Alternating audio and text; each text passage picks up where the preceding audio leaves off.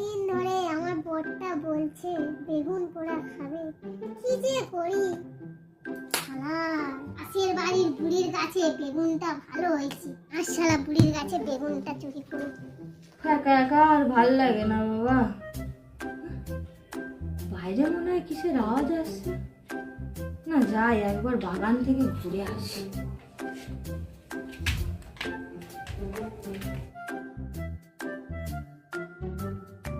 এই পেয়েছি বুড়ির একটা বেগুন, মানে মানে কেটে পড়ি বাবা।